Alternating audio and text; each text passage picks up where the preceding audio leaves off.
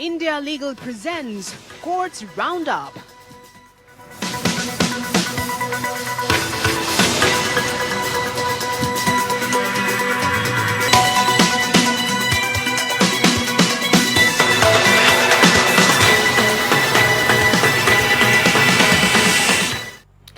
नमस्कार, आप देख रहे हैं हमारी खास पेशकश कोर्ट्स राउंड अप। मैं हूं आपके साथ नेहा दुबे। इस बुलेटिन में अगले आधे घंटे हम आपको कोर्ट से जुड़ी तमाम छोटी बड़ी खबरों से करवाएंगे रूबरू। कोर्ट की कार्रवाई सुप्रीम कोर्ट से लेकर हाई कोर्ट्स और लो कोर्ट्स तक के फैसलों को रखेंगे आपके सामने। आइए शुरू करते हैं courts round up. India Legal presents Courts Roundup.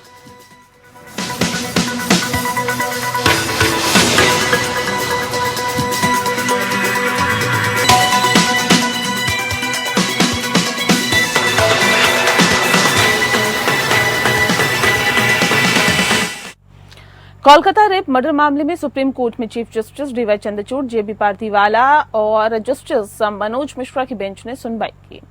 इस दौरान सीजीआई ने कहा कि डॉक्टर्स की सुरक्षा व्यवस्था दुरुस्त करने के लिए टास्क फोर्स बना रहे हैं। इसमें 9 डॉक्टर्स को शामिल किया गया है जो मेडिकल प्रोफेशनल्स की सुरक्षा, वार्निंग, कंडीशन और उनकी बेहतरी के उपायों की सिफारिश करेंगे। साथ ही आपको बता दें कि टास्क फोर्स में केंद्र सरकार के 5 अधिकारी भी शामिल किए गए हैं। कोर्ट ने सीबीआई से 22 अगस्त तक स्टेटस रिपोर्ट और राज्य सरकार की से इस घटना की रिपोर्ट मांगी है। आरजी कर अस्पताल की सुरक्षा का जिम्मा सीआईएसएफ को दिया गया है।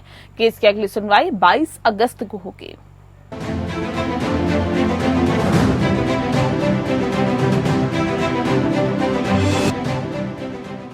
कोलकाता में 31 साल की ट्रेनी महिला डॉक्टर से रेप के बाद हत्या के मामले में सुप्रीम कोर्ट में सुनवाई हुई। सीजीआई डीवाई चंद्रचूड़ की अध्यक्षता में जस्टिस जेबी पार्दीवाला और जस्टिस मनोज मिश्रा की बेंच ने इस मामले में सुनवाई की।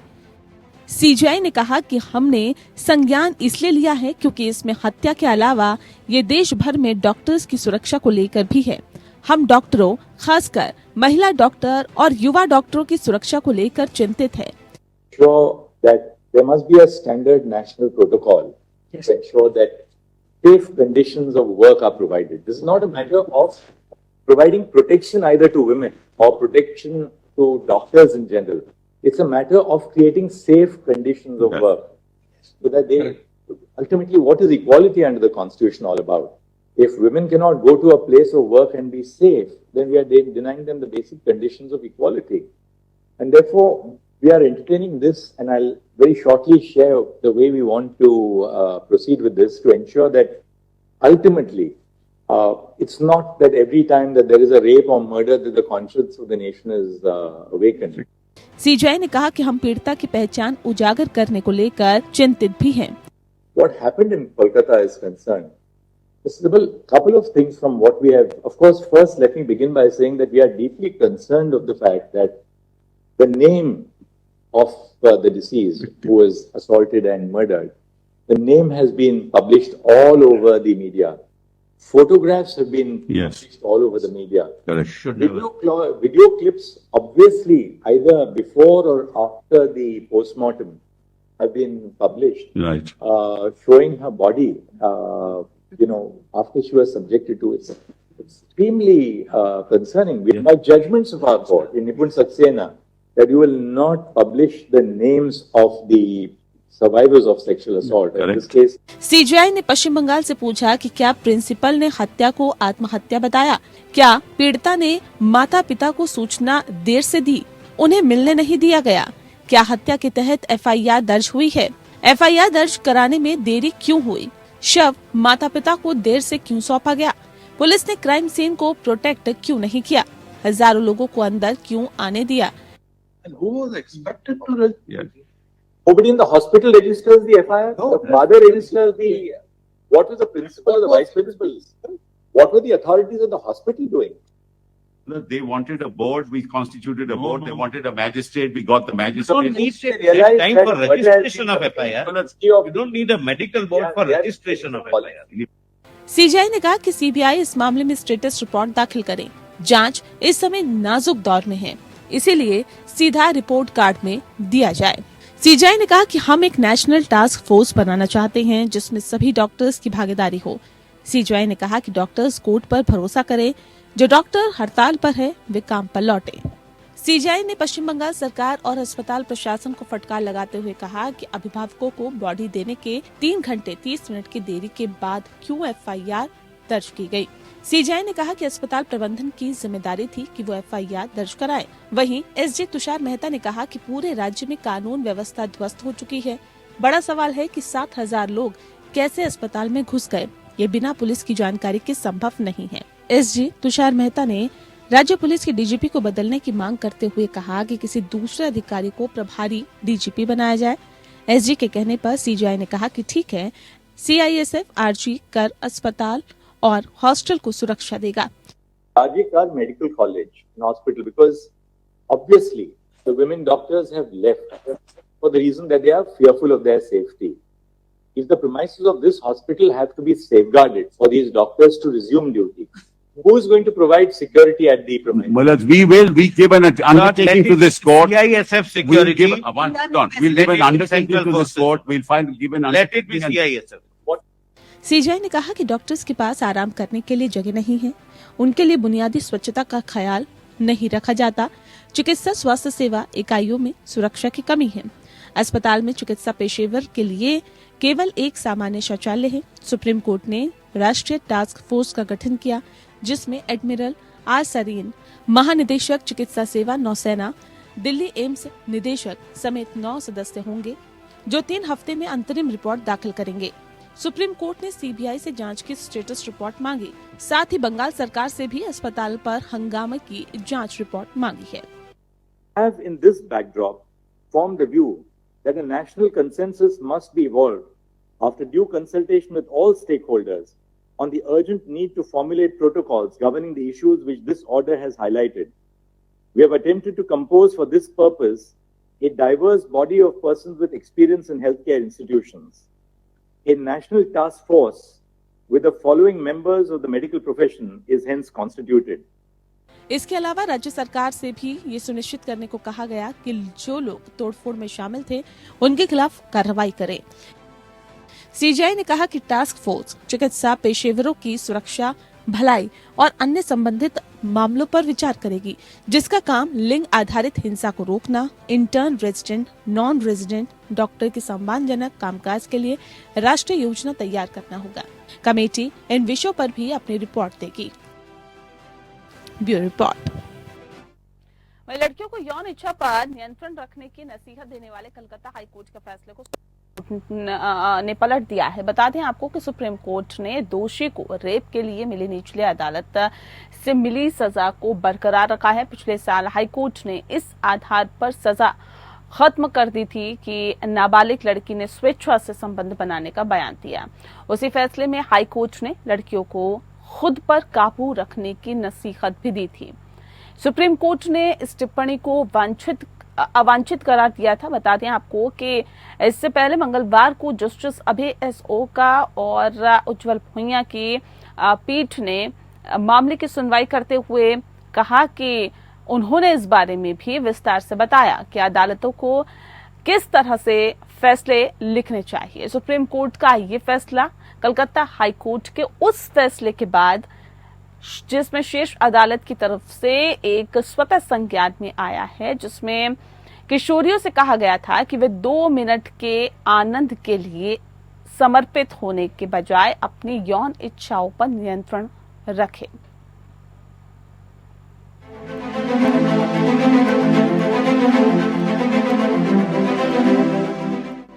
सुप्रीम कोर्ट ने एक अहम फैसले में कलकत्ता हाई कोर्ट का फैसला पलटते हुए नाबालिग से दुष्कर्म के मामले में रिहा किए गए आरोपी की दोष सिद्धि बरकरार रखने का फैसला किया है। सुप्रीम कोर्ट ने स्वतः संज्ञान लेकर मामले पर सुनवाई की। दरअसल इस मामले में 18 अक्टूबर 2023 को कलकत्ता हाई कोर्ट ने विवादास्पद टिप्पणी की थी, जिसकी काफी चर्चा हुई थी। हाईकोर्ट ने पॉक्सो कानून के तहत दर्ज दुष्कर्म के एक मामले में 25 वर्षीय आरोपी को रिहा करते हुए लड़कियों के यौन व्यवहार पर कई टिप्पणियां की थीं। जस्टिस चितरंजन दास और जस्टिस पार्थ सारथी सेन की खंडपीठ ने दुष्कर्म के दोषी युवक को रिहा करते हुए अपने फैसले में कहा था कि प्रत्येक किशोरी और लड़की का यह कर्तव्य है कि वह अपने शरीर की अखंडता की रक्षा करे और अपनी गरिमा और आत्मसम्मान की भी रक्षा करे। लड़कियां अपनी यौन इच्छाओं को नियंत्रण में रखें। सुप्रीम कोर्ट की जस्टिस अभय एस ओक और जस्टिस उज्जवल भुइयां की खंडपीठ ने अपने फैसले में हाई कोर्ट की विवादास्पद टिप्पणियों को खारिज कर दिया। सुप्रीम कोर्ट पीठ ने कहा कि हाई कोर्ट की टिप्पणियां न केवल अत्यधिक आपत्तिजनक थीं, बल्कि अनुचित भी थीं। यह संविधान के अनुच्छेद 21 के तहत किशोरों के अधिकारों का उल्लंघन भी है। सुप्रीम कोर्ट ने हाई कोर्ट के न्यायाधीशों द्वारा व्यक्तिगत राय व्यक्त करने और कथित उपदेश देने की भी आलोचना की। सुप्रीम कोर्ट ने अपील के गुणदोष के आधार पर निर्णय लेने के अपने अधिकार क्षेत्र से हाई कोर्ट के चलन पर चिंता व्यक्त की और न्यायाधीशों की व्यक्तिगत राय व्यक्त करने और उपदेश देने के लिए आलोचना की। सुप्रीम कोर्ट ने इस बात पर जोर दिया कि व्यक्तिगत अधिकारों का प्रयोग सामाजिक रूप से परिभाषित कर्तव्यों, विशेष रूप से महिलाओं पर लगाए गए कर्तव्यों को पूरा करने पर निर्भर नहीं होना चाहिए। सुप्रीम कोर्ट ने हाई कोर्ट द्वारा रिहा किए गए आरोपी की दोष सिद्धि को बहाल कर दिया। सुप्रीम कोर्ट ने सहमति से यौन संबंध बनाने के आधार पर आरोपी की दोष सिद्धि रद्द करने के हाई कोर्ट के फैसले पर भी सवाल उठाया, जबकि कानून के तहत न्यूनतम सजा निर्धारित की गई है। सुप्रीम कोर्ट ने कहा कि उच्च न्यायालय को पूर्ण न्याय करने का संवैधानिक जनादेश नहीं मिला हुआ है।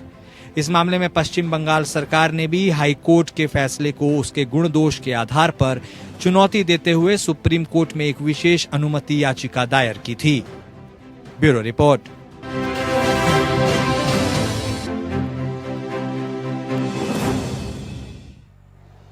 वहीं सुप्रीम कोर्ट ने मानवाधिकार कार्यकर्ता तीस्ता सीतलवाड़ को 31 अगस्त से 10 सितंबर तक मलेशिया के सेलंगोर की यात्रा करने की अनुमति दी है और इस यात्रा का उद्देश्य नक्सलवाद विरोधी सम्मेलन में भाग लेना है। जस्टिस BR गवाई और जस्टिस KV विश्वनाथन की बेंच ने 2 शर्तों के अधीन अनुमति दी है।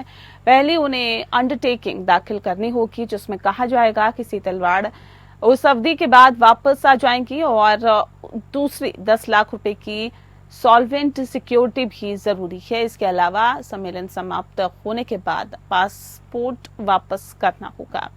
वर्ष 2023 से 2000 के दंगों के मामले में बता दें आपको कि कथित तौर पर सबूत गढ़ने के मामले में गुजरात पुलिस के मामले में सीतलवाड़ को नियमित जमानत दी गई थी और जस्टिस BR गवाई और जस्टिस AS बोपन्ना और जस्टिस दीपांकर दत्ता की पीठ ने गुजरात हाई कोर्ट के उस आदेश को खारिज कर दिया जिसमें उन्हें नियमित जमानत देने से इनकार करने की बात कही गई थी, और साथ ही जमानत के लिए लगाई गई शर्तों में से एक ये थी कि सीतलवाड़ का पासपोर्ट सत्र न्यायालय की हिरासत में रहेगा। आवेदन में सीतलवाड़ ने तर्क दिया कि उन्हें पूसत कोमास द्वारा आयोजित नक्सलवाद विरोधी राष्ट्रीय गैर भेदभाव पर 12वें राष्ट्रीय सम्मेलन के लिए पैनलिस्ट के रूप में निमंत्रण मिला है। गुजरात पुलिस की ओर से सॉलिसिटर जनरल तुषार मेहता ने आवेदन का विरोध किया।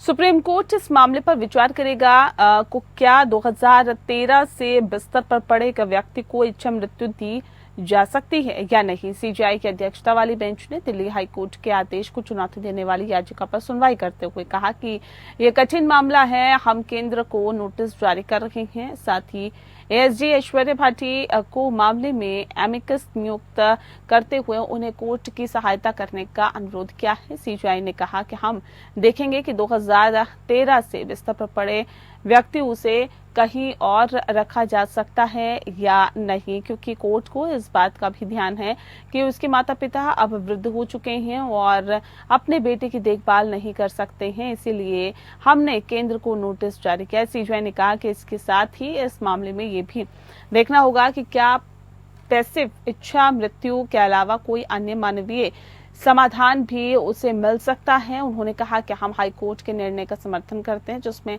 हाई कोर्ट ने माना है कि ऐसे मामले में कॉमन कॉज के निर्णय के अनुसार पैसिव इच्छा मृत्यु की अनुमति नहीं है, क्योंकि ये व्यक्ति यांत्रिक रूप से जीवित नहीं रखा गया है बल्कि ये जीवन रक्षक के बिना जीवित है। ऐसे में ये मामला पैसिव इच्छा मृत्यु के दायरे में नहीं आता है। दरअसल सुप्रीम कोर्ट उस अपील पर सुनवाई कर रहा है जिसमें दिल्ली हाई कोर्ट के द्वारा गंभीर मस्तिष्क क्षति की वजह से 30 साल के एक व्यक्ति जो कि 13 साल से बेसुध बेड पर पड़ा हुआ है, उसकी जागरूकता और जवाब दे पाने में सक्षम हो जाने के कारण उसे पैसिव इच्छा मृत्यु दिए जाने की भी मांग करने वाली याचिका पर सुनवाई करते हुए पैसिव इच्छा मृत्यु दिए जाने के लिए कमेटी गठित किए जाने से इनकार कर दिया था।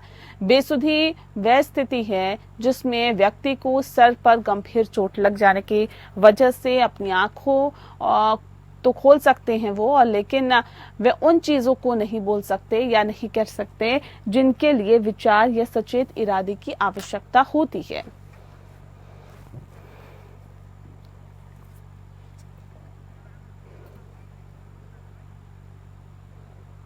देश के सबसे बड़े 1992 ब्लैकमेल कांड के बाकी बचे 6 आरोपी नफीजा चिश्ती, नसीम उर्फ टार्जन, सलीम चिश्ती, इकबाल भाटी, सोहेल गणी, सैयद जमीर हुसैन को कोर्ट ने दोषी माना है। अजमेर का विशेष न्यायालय पॉक्सो कोर्ट संख्या 2 के फैसले में आज सभी को उम्र कैद की सजा सुनाई है।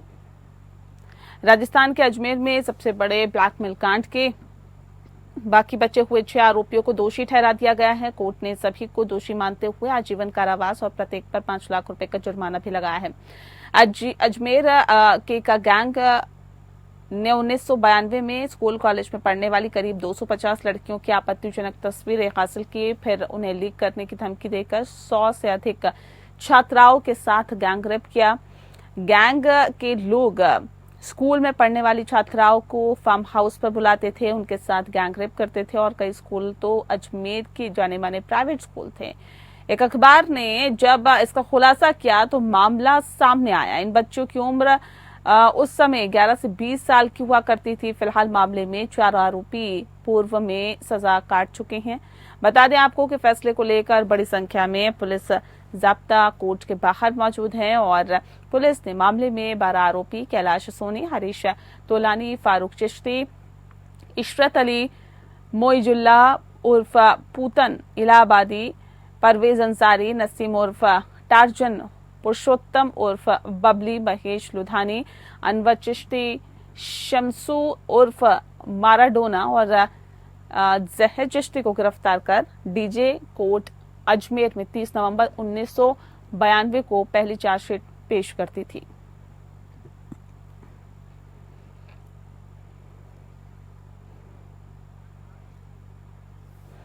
अगली खबर का रुख कर लेते हैं और राउत एवेन्यू कोर्ट ने कथित आबकारी नीति घोटाले से जुड़े सीबीआई द्वारा दर्ज भ्रष्टाचार के एक मामले में मंगलवार को मुख्यमंत्री अरविंद केजरीवाल की न्यायिक हिरासत 27 अगस्त तक बढ़ा दी है। इससे पहले सुप्रीम कोर्ट ने केजरीवाल को अंतरिम जमानत देने से बुधवार को इनकार कर दिया था। सुप्रीम कोर्ट ने बुधवार को केजरीवाल को अंतरिम जमानत देने से इनकार कर दिया। न्यायमूर्ति सूर्यकांत और जस्टिस उज्जवल भुइयां की पीठ ने सीबीआई की ओर से केजरीवाल की गिरफ्तारी को बरकरार रखने के दिल्ली हाई कोर्ट के आदेश के और साथ ही उनकी याचिका पर जांच एजेंसी को नोटिस जारी किया। पीठ ने केजरीवाल की ओर से पेश वरिष्ठ अधिवक्ता अभिषेक मनु सिंघवी ने से कहा है कि हम कोई अंतरिम जमानत नहीं दे रही हैं, हम नोटिस जारी करेंगे और मामले पर अगली सुनवाई के लिए 23 अगस्त की तारीख तय कर दी गई है। अरविंद केजरीवाल की जमानत याचिका पर सुप्रीम कोर्ट ने सीबीआई को नोटिस जारी किया। दरअसल सुनवाई के दौरान सीबीआई की ओर से कोई भी कोर्ट में उपस्थित नहीं था। दरअसल केजरीवाल ने कथित आबकारी नीति मामले और इस घोटाले से जुड़े भ्रष्टाचार के मामले में सीबीआई की ओर से उनकी गिरफ्तारी को बरकरार रखने के दिल्ली उच्च न्यायालय के आदेश को चुनौती देते हुए जमानत अंतरिम मांगी थी। सुप्रीम कोर्ट ने सीबीआई से 23 अगस्त तक जवाब मांगा और उन्हें अंतरिम जमानत देने से इनकार कर दिया।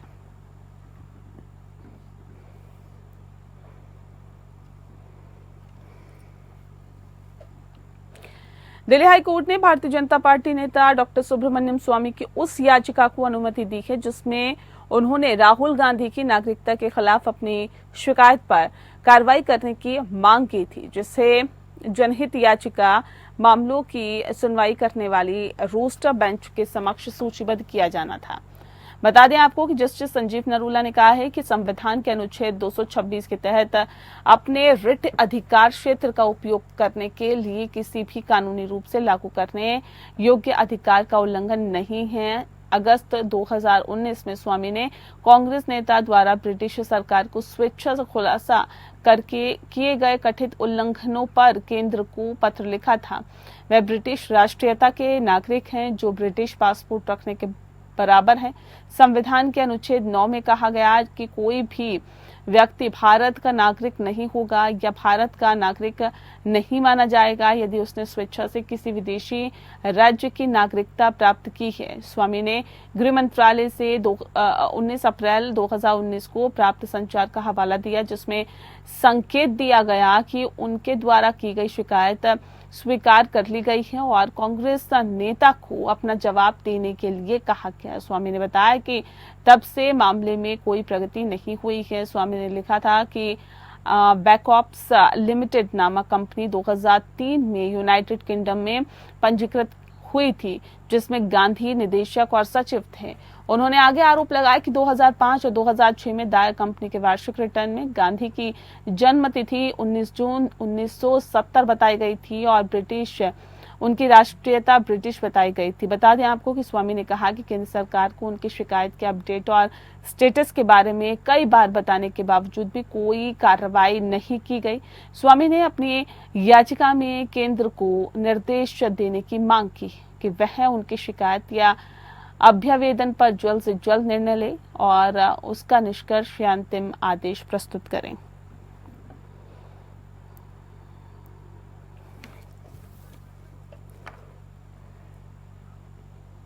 और बुलेटिन में फिलहाल इतना ही। मुझे दीजिए इजाजत। नमस्कार। India Legal presents Courts Roundup.